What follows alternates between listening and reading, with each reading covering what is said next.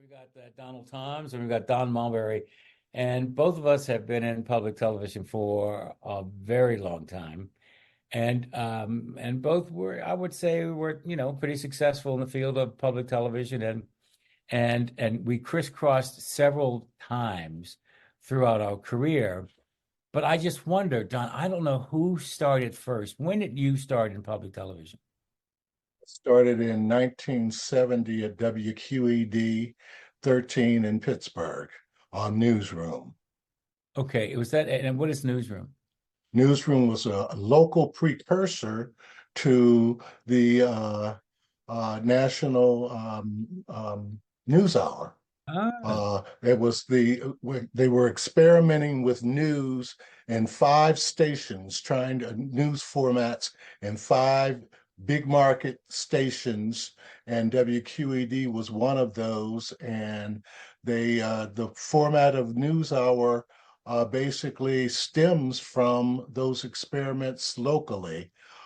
So I was hired as a reporter and sometimes anchor on WQED's newsroom, and right out of college. I'm sorry, 1971, right out of college. right. Uh, Graduated from Pitt in 71, went to Africa for 6 months doing volunteer work, came back, and within a couple of weeks, I was on the air. That's amazing. It's funny how both our careers started that way because I actually did not start at public television. I started working while I was at Morgan State University at the local commercial station, Channel 11. Uh, Wow. and it was, started off as a floor director and part-time floor director. And I have to tell you is that that's where you get your sense of confidence and that people start to trust you because the talent right there, you're right there. Because back in those days, at least at Channel 11, there was one floor director per camera. And so we stand right there, but you start to gain confidence. The director is starting to trust you. And that was like 4 years.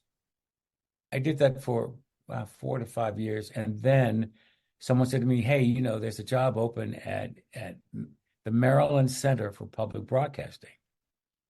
And we were all wondering, what is this thing called What is that?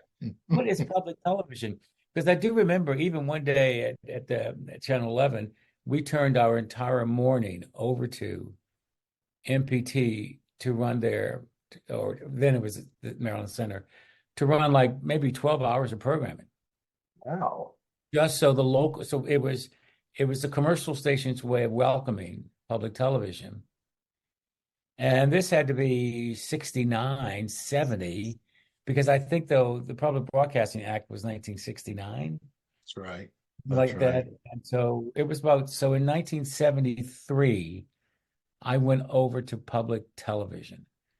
So what was interesting for me, it was so different from the commercial world, Very where different. number one, there were no commercials. Right.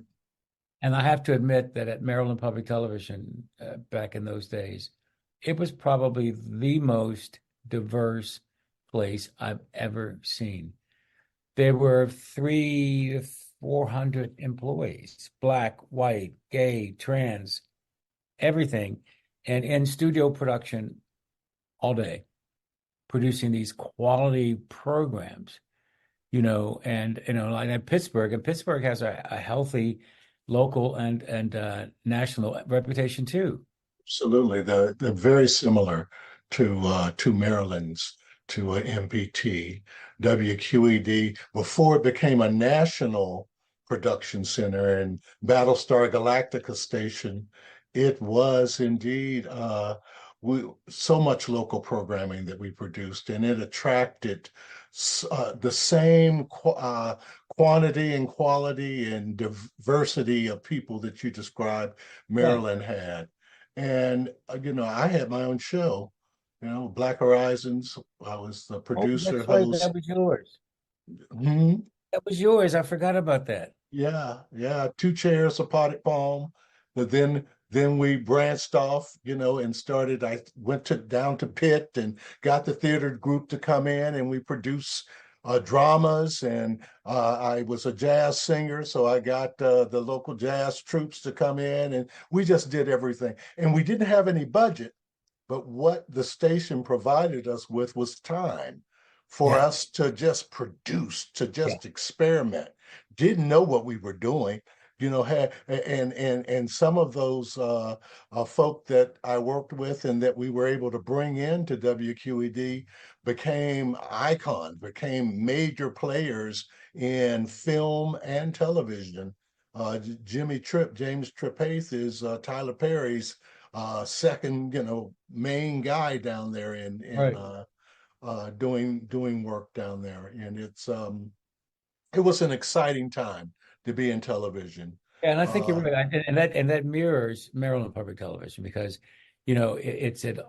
I got to so I went off as a master control director, then director, and I was directing Wall Street Week with Louis Rukeyser.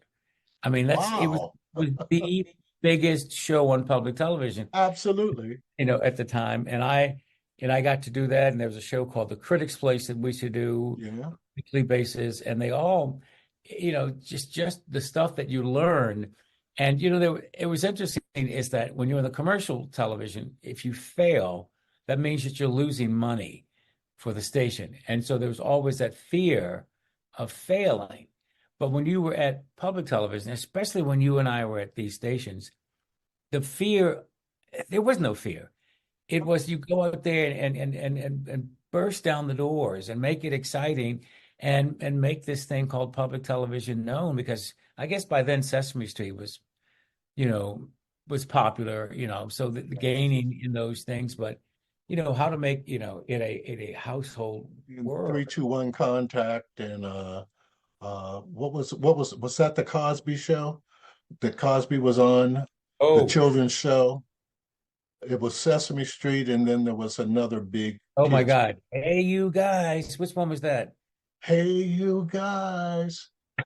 And Must have been, read I them think around it the was horn three, song. two, one Three, two, contact.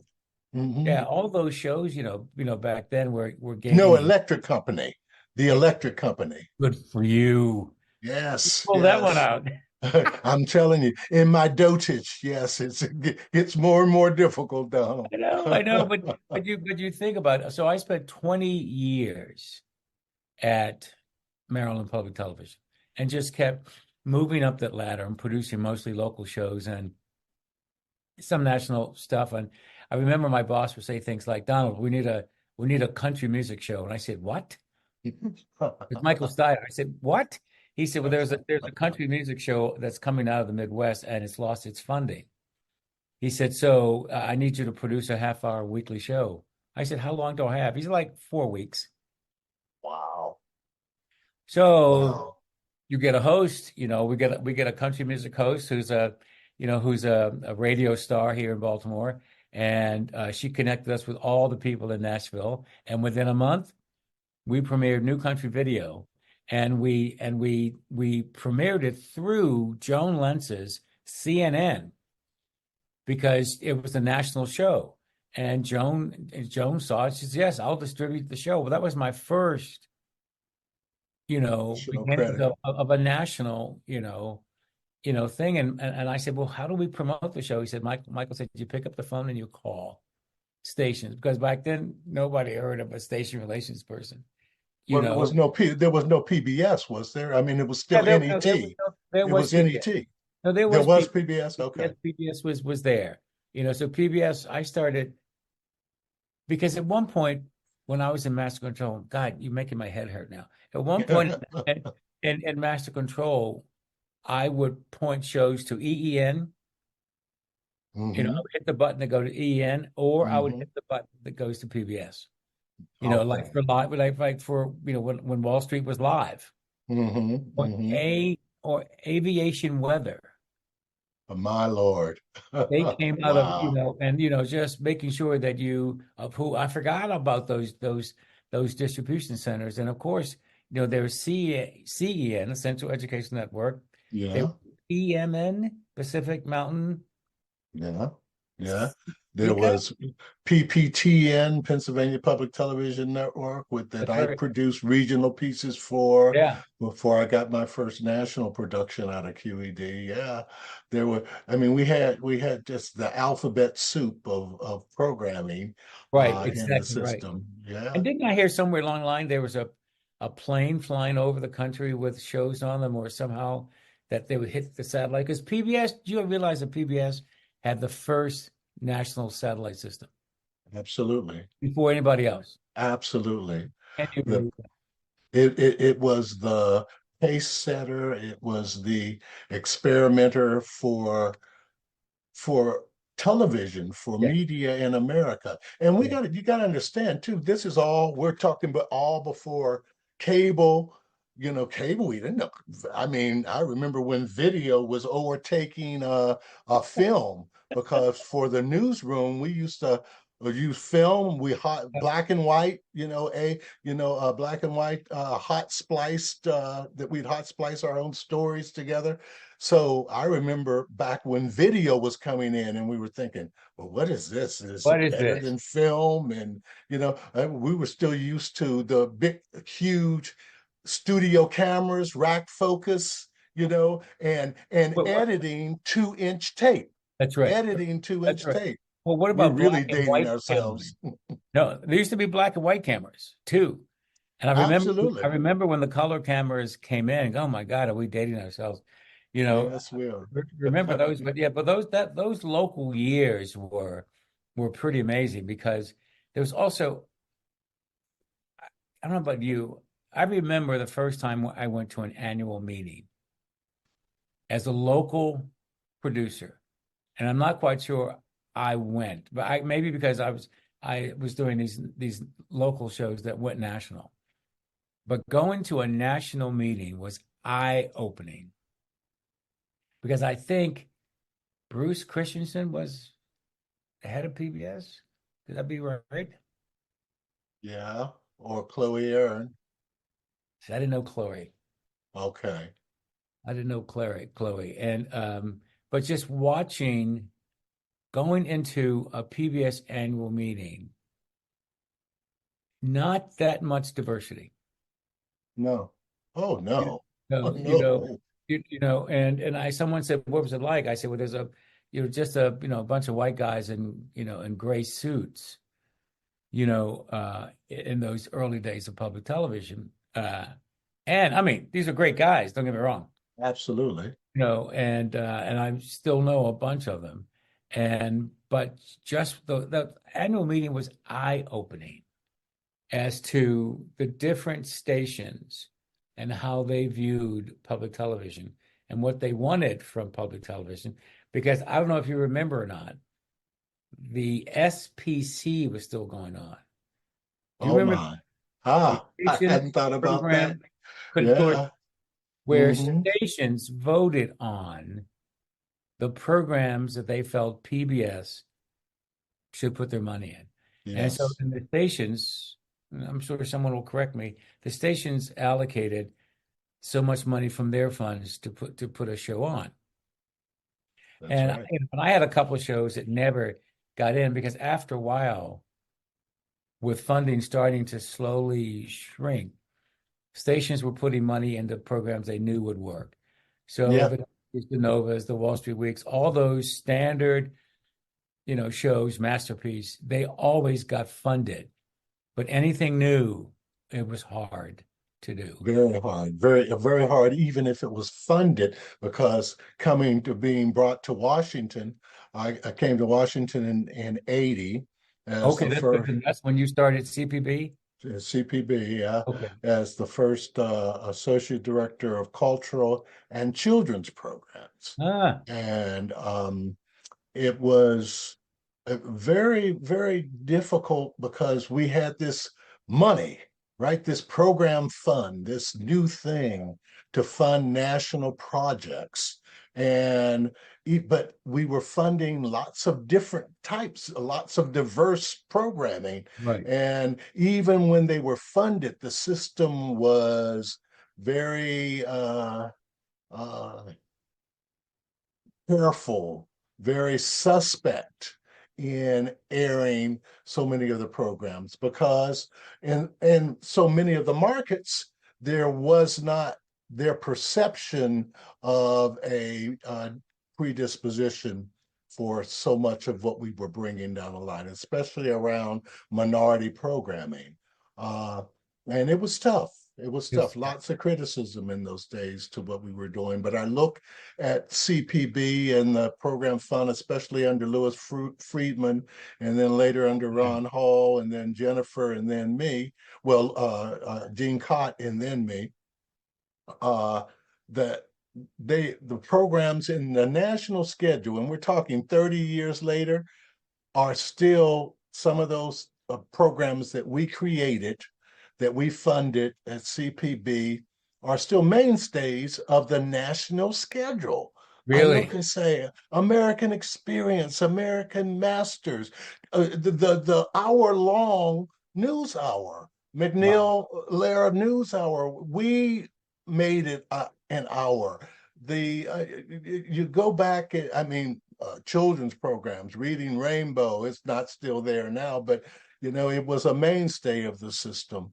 Um, we're very proud of that record, very proud to have been part of a team of just remarkable folk. When I left WQED, I didn't think I'd find smarter or more dedicated or more gifted people, only to find at CPB this group of non-paral individuals, man, from Pat Hunter, DeMarco, to of course Jennifer, who is there's nobody like her. That was my bud, Yeah. and we traveled before she went to be with you, before you stole her away. No, she stole you away, didn't she? No, how would work? And first of all, before I start there, is that just listening to you, I just forgotten the the power and the productivity of things coming out of CPB in those days. Is that how you were giving money to minority groups? Yes. I remember, and you're making my head hurt again. I remember sitting on panels Mm-hmm. at CPB Mm-hmm. with a whole bunch of people that I grew to know and love, giving opinions and reading proposals and reading scripts at CPB that ultimately would get funded, that some of them would get funded. And that was under you. And that was when I was at a local station. And that's again when I started, as my own career is growing and people starting to know who I am. You know, Mm-hmm. but then in 1973, I was done at MPT. I just there was nothing else I could do, And to be quite honest, I said to my boss, Michael Steyer, I'm bored. I can't do anything else. He said, "Come on, we can finish it up." But it turns out it was a disaster, and I left and came to PBS, and I got interviewed by Kathy Quattrone first, and I know that a lot of national people were also up for the job. And my last person I interviewed with was Jennifer. And Jennifer had the day I was going to meet her, she couldn't be there. And so we did it. We did an interview by phone. And she said, "What did you think of your day at PBS?" I said, "It was great." I said, "But it just seemed really kind of dull." She said, "What do you mean?" I said, "Everybody was in their offices, nobody talked to one another, and it just seemed that it was so close." I said, "I just wonder, how do you guys get things done?"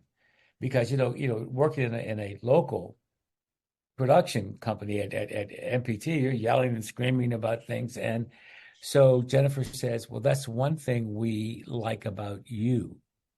And I said, "What's that?" She said, "Your energy." Yes.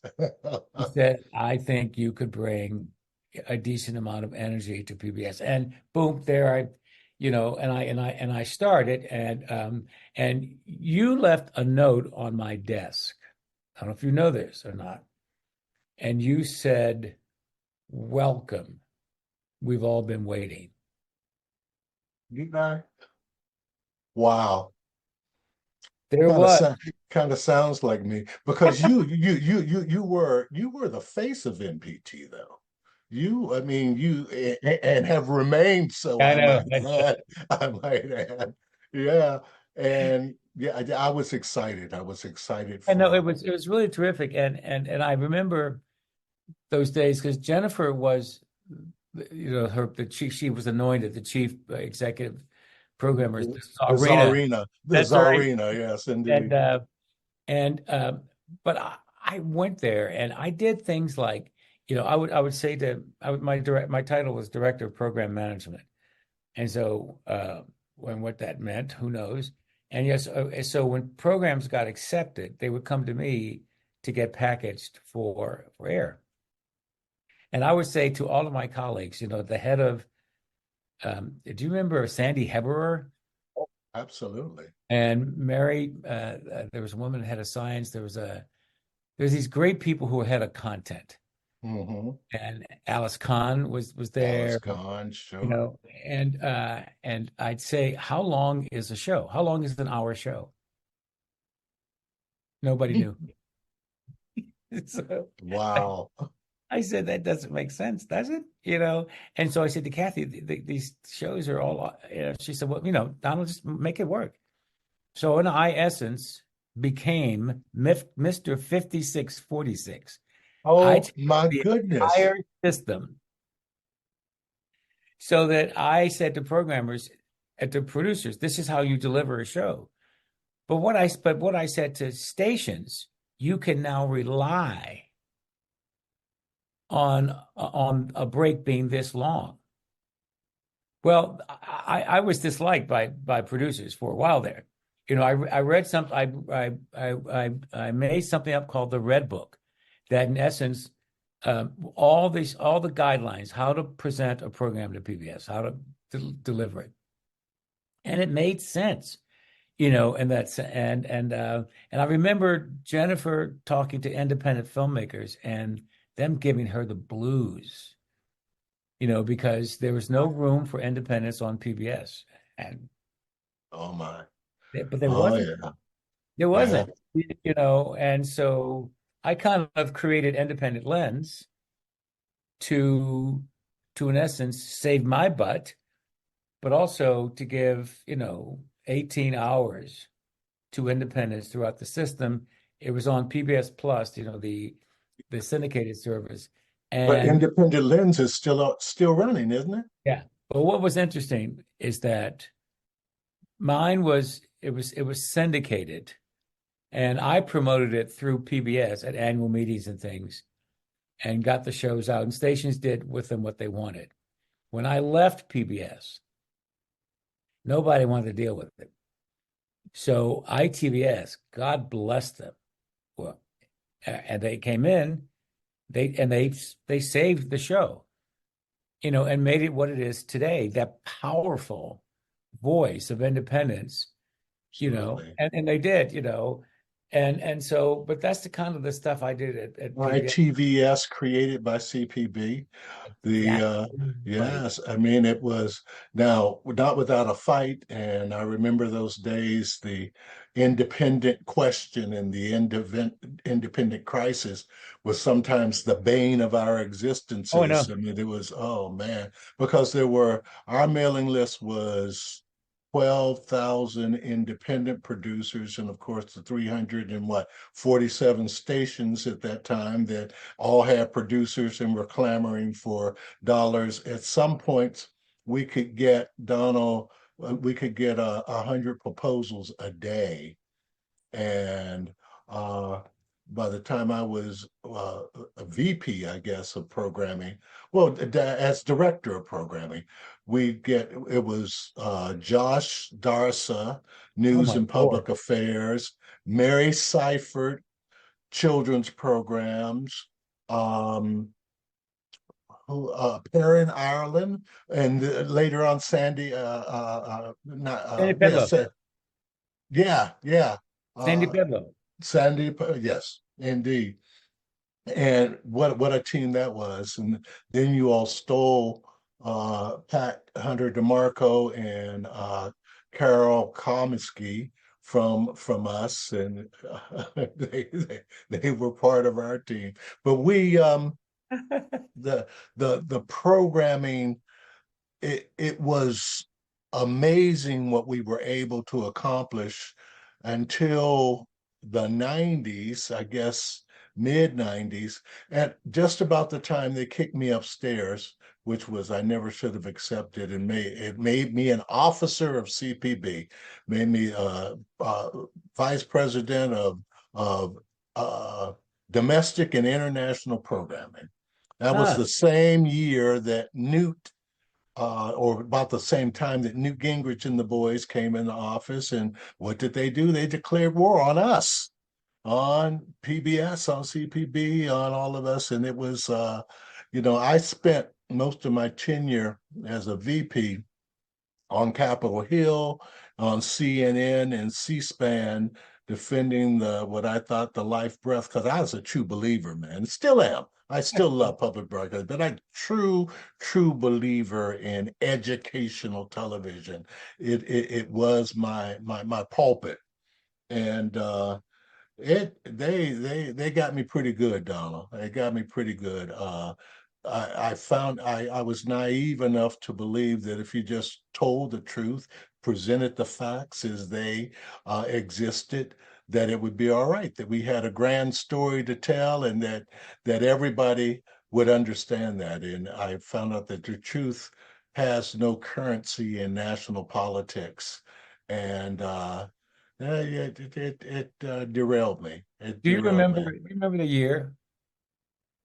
Uh, I want to think 93, maybe 92. Okay, because I remember it's just stories about Newt going after uh, Big Bird, and that's kind of what Absolutely. kind of Absolutely. thrilled him, in many ways, as all those folks who have come after, public television. But and that's the unfortunate part, is that having worked for commercial television, where your bread and butter is the people who buy commercials, Yes. and sometimes the editorial things you do to make sure that a commercial person stays with you, whether or not you mention them in a bit, or you show their product, and when I went to Discovery, there were three or four of us from PBS that when I took, including Sylvia Bug, by the way, who's not Oh, president, oh, but wow. chief executive, she was with me. And, we had certain standards that we had learned from public television. And we stood beside those standards as long as we could, and our journalistic standards were perfect. And, Kathy Quattrone was there. And we just wouldn't take that stuff. But after a while, being the smallest network, you start to make amends. And I just found fighting so many times with advertisers and salespeople about that I would not put their product in a shot if it didn't make any sense. If the audience noticed it, then it's taken away from the true content. So, and that's when you understand and love public television, because we do it for the education, we do it for the information, and we do it for the entertainment also. But, the fact that we will build entire content around a show that never gets on the air, that goes into the education, that goes into the communities, and I mean, I did a lot of that when I was at Maryland Public Television, created these shows that were community-based shows, Yes. you know, you know, Yes. into Yes. the community, because, I would say if you're just going to be the PBS pass-through,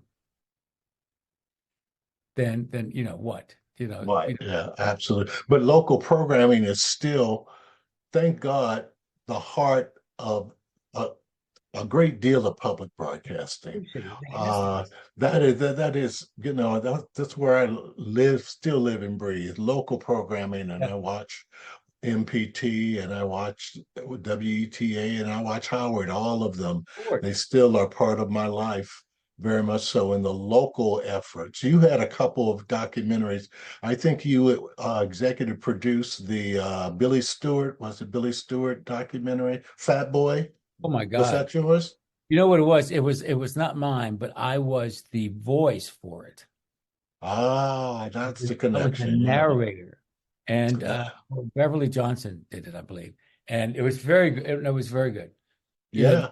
and those kinds Yeah. of shows, It's again, important, man. It's crucial, and of course, the kids programming never left me because growing up at WQED, my office was right next to FCI to Mr. Rogers, and he became a mentor and a good friend of ours. In fact, when our daughter was born, uh, Fred sent a letter to her about her parents to be read to her once she became, old enough to understand the yes. letter. And my wife and I still pull it out to this day and read it, and the tears flow. It was I know so so when there beautiful. was no one like Mr. Rogers. Nobody, I nobody. never met him once.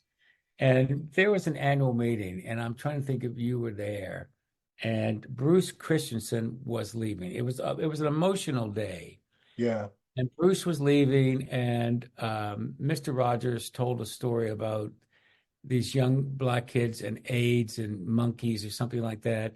And he did something like this. He says, "I want the entire audience to stop for just a second. Everyone quiet." And this is in a room of thousands of people. I was there. I He remember. says, quiet, quiet. And so then all of a sudden people go, what? And then the room was silent. And he said, I want you to think about someone in your life who makes a difference in your life. Yes. And all of a sudden I look, and I'm a little jaded, and I look around, people are doing it and tears are falling. Tears are flowing. The whole room, the whole. Yeah.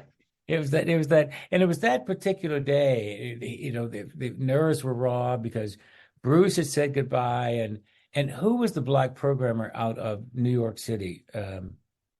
George Miles. George Miles. George Miles screamed, "We love you, Bruce," and the audience applauded, and it was Yes. Well, it we was were a family. we I were mean, we became yeah, family, yeah, you know, but there was an intimacy that went along with the goals and what we were doing because we really all believed we were on the side of the angels yeah. and that we were doing good work, if not God's work, but Yeah, good no, work, of course, you no, know? of course. Yeah, and so Yes. uh, I do also remember, and I'll tell the story again if we all get together with Jennifer. Do you remember when CPB used to fund local programmers to go to the annual meeting? Hmm. It was very important. There was Yes. Oh, because maybe we gave awards. Remember, yes, we gave awards. We had an yes, award ceremony. yes, I, exactly I right. used to produce the video. I used to produce that. I Yeah, know. for CPB. I know. And I met so many new producers. Stanley Nelson, the most Wow. prolific, he and I were together one day because and I guess I was a little bit more senior than him. But Stanley was a brand new filmmaker. He showed up in yellow sneakers. I'll never forget it. And I tell him about that all the time. And Jennifer, so we were having our last breakfast. We were having a breakfast, and you were running the breakfast, and Jennifer came downstairs to say hello. And so she said hello to everybody, and blah, blah, blah, blah. And then she quickly disappeared. And then it says time to go because the opening ceremony is going to happen in about 10 minutes. Mhm. So we all left and went upstairs to the big room. And then the opening thing started. And you and Jennifer walked out on stage together because this was her crowning of Ah, her being. yes. Black folks Yeah. were crazy. I'm Yes. telling you, it's like, oh my God, look at the two of them. I still Yeah. remember you, and he held each other's hands. It was such done. It was such a moment. There's a young producer, I cannot, well, then a young producer who told me about that moment and said, "We thought you were gods." Said what? Oh Yeah. my goodness. And I don't even know because Jennifer and you, to such a large extent, are so self-effacing so often, and do maintain a healthy dose of humility, that we were as aware. Sure. I mean, we knew we were African Americans in very high positions in a predominantly white institution, a predominantly powerful white Yes. institution. Yeah. But that's not we didn't, we didn't wear that on our sleeves. You couldn't There was no wear it on point. your sleeves. Yeah. It was, and I never perceived myself in those terms. I remember when Gene tried to give me, and he eventually succeeded in giving me control of the minority consortia. And I fought that thing because I said, I don't want to do that. I don't want to be in charge of anything minority, which was, kind of stupid and hindsight as I look at it. And we made them successful. But I always, my whole career, abhorred the labeling black reporter. Yeah, even though I'm just as colored as they come. I mean, for real, and multilingual. In Sure. whatever venue I find myself in. But I never wanted to just be strictly associated with race. I learned institutionally, and always working in being one of the few minorities in white institutions, that I think one of the most potentially heartbreaking things about being an African American in responsible, maybe even powerful positions in white institutions is often you don't know, or the question will arise in the back of your mind when something very, very wonderful happens to you, and when something awful happens to you, how much race played a part in it. That's a tragedy, I think, of being Black in America. Um, that is always way, way back in the mind. Well, now, I wonder if my Blackness, if my negritude had anything to do with that thing. And I hear you, and I find, yeah, it's way back there. yeah, And I hardly dwell on it. But yet there are clearly sometimes somebody else who will remind you of why you got it.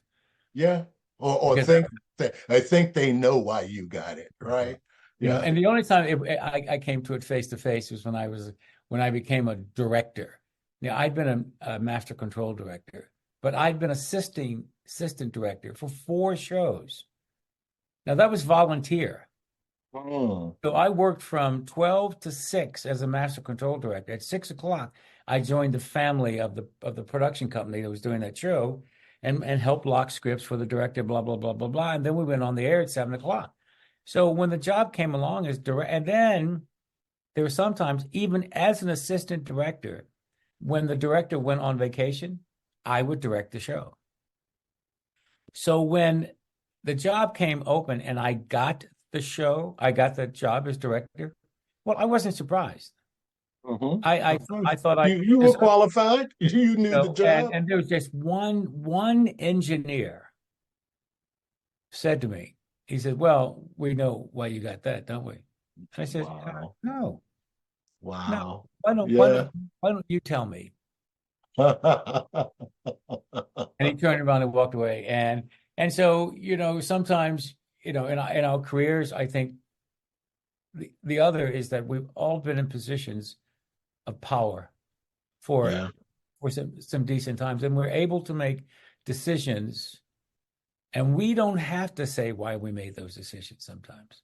Yes. But, because we don't. And I know that, working, at PBS and at Discovery and back at PBS, is that there are times, you say to a television show, you need to add more people of color to the show. Period. Yeah. And Exactly. no, I'm not discussing with you why, but I'm paying for half of it. So There you go. I got to say those exact words to Ken Burns, who's my buddy who actually did a wonderful he's part of that my last book, and he did a wonderful review of it that I included in the book, and it's been maintained a friendship. yeah, But yeah, I was able to say to he and other producers, that that's wielding the power. The thing about race and being African American and in powerful positions to make decisions, to green light and to distribute money and to say this. There was a point where, Donald, I was the biggest Uncle Tom in public broadcasting, because when I ascended to some of those positions, the black producing community just assumed line up at the gravy train because Brother Don's in charge. And one of the things that I hated when I was on the outside as a producer trying to get money was the nepotism, was the cronyism, was the ignoring of minority voices. And I could not, with any integrity, say now that I have some control over those circumstances, say I'm going to play the game the same way. So brothers and sisters, that there was some lambasting that went on for a while. But what I did was I told them, look, I understand that you've been shut out of the system for a long time. I'm not going to give you any special dispensation, but what I will do is ensure that you are competitive. So send me, my staff will give you a pre-read on your proposal. We'll let you know where it's weak or if it doesn't really stand a chance and you shouldn't waste your time. yeah, yeah, And it is, and I'm proud of what all of us were able to do yeah. Of with course, regard to of course. bringing Yeah. people of color, all colors, into the system and making public Well, because broadcasting. in many ways, that's what we should be doing.